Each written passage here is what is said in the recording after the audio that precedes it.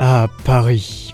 La Tour Eiffel, le Louvre, le Sacré-Cœur, les sites touristiques les plus visités de la capitale. Mais aujourd'hui, on va visiter ensemble un monument tout aussi grandiose, mais moins fréquenté. Salut et bienvenue à l'Opéra Garnier.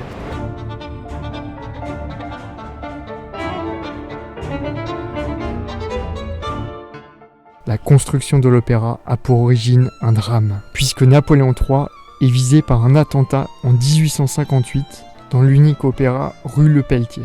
C'est pour ça qu'il a demandé la construction d'un nouvel opéra proche de son palais. Juste derrière moi, tu as l'entrée de l'empereur. Napoléon voulait rentrer uniquement par cette rampe avec son carrosse. D'ailleurs, juste derrière moi, tu peux voir des aigles, symbole de Napoléon III. Sur concours entre 171 candidats, le jeune architecte Charles Garnier est choisi pour construire l'opéra qui portera son nom. Sais-tu que pour 14 €, tu peux visiter l'intérieur de l'opéra? Est-ce que ça en vaut la peine? Réponse en images.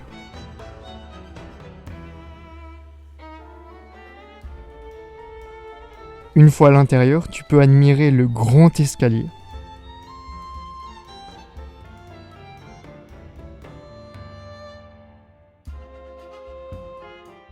La salle de spectacle avec son plafond peint par Chagall.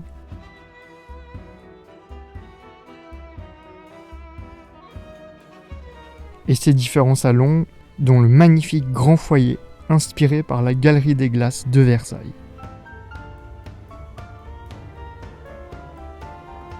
Et la statue de la Pitie, dont le modèle fut la comtesse de Castiglione. Profite bien de la terrasse pour avoir une belle vue sur la place de l'Opéra. Il y a 2 pièces inachevées qui sont la rotonde du glacier et la galerie du fumoir. La construction a été interrompue par la guerre contre la Prusse et la Commune de Paris.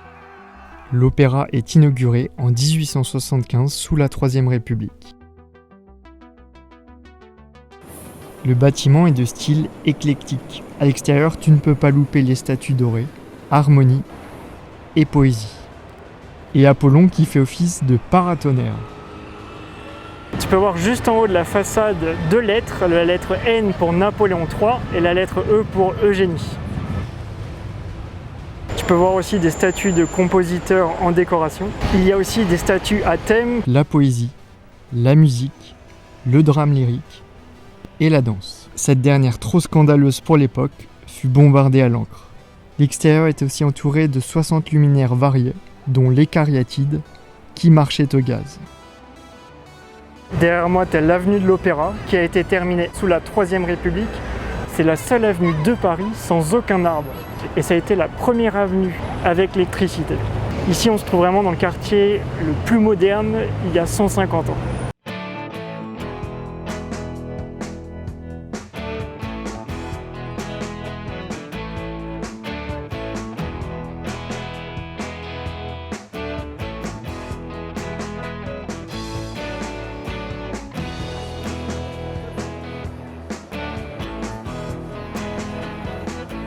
Une fois que tu as visité l'opéra, tu peux aller aux Galeries Lafayette et monter sur la terrasse pour avoir une super vue sur Paris. Et en plus, c'est gratuit.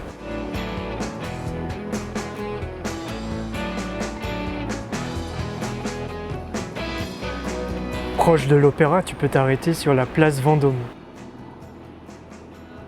Ici, c'est quand même bien plus calme qu'en face de l'opéra. La place Vendôme est une place octogonale, construite par Louis XIV, le roi soleil. C'est pour ça que tout autour de la place, tu peux voir des balcons avec un soleil doré. Derrière moi, il y a la colonne Vendôme qui a été construite par Napoléon Ier. Après la bataille d'Austerlitz, Napoléon fait fondre les canons ennemis et construit cette colonne. Tout au long de la colonne, tu peux voir l'histoire de la bataille.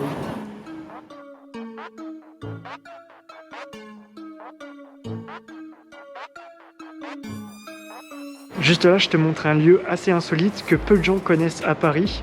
C'est la cour Édouard VII. Tu as une œuvre de l'artiste suisse Felici Varini qui a fait se rejoindre des lignes bleues, orange et jaune.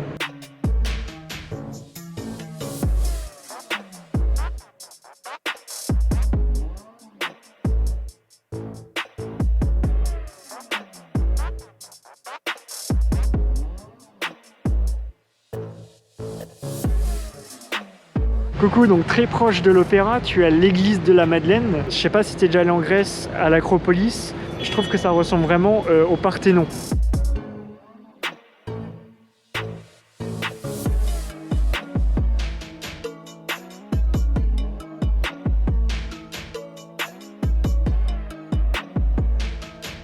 À l'entrée, sur le bas-relief que je te montre maintenant, tu peux voir le jugement dernier. À la base, ce monument ne devait pas être une église, c'était censé être un monument à la gloire de la grande armée de Napoléon Bonaparte. Sauf qu'après sa défaite en Russie et après la chute de l'Empire, c'est devenu, on ne savait pas trop quoi, ça a même failli devenir une gare. Finalement, c'est devenu l'église de la Madeleine.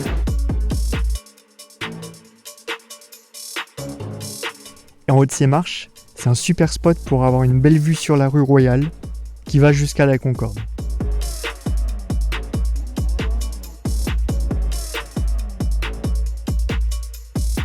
Et voilà, merci d'avoir regardé cette vidéo jusqu'au bout. J'espère qu'elle t'a plu et que tu sauras quoi faire dans le quartier de l'Opéra. N'hésite pas à t'abonner à ma chaîne en cliquant sur le petit bouton juste là.